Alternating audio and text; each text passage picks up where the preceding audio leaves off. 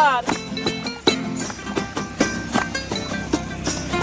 এই সাগর পারে আইসায় আমার মাতাল মাতাল লাগে, এই রূপ দেখিয়া মন পিঞ্জরায় সুখের পক্ষী ডাকে।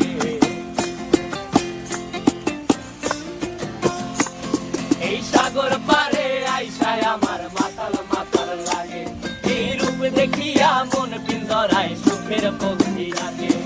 পারতাম যদি থাইকা যাইতে এই সাগরের পারে, ঝিনুক মালা গাইথা কাটাই দিতাম জীবনটারে।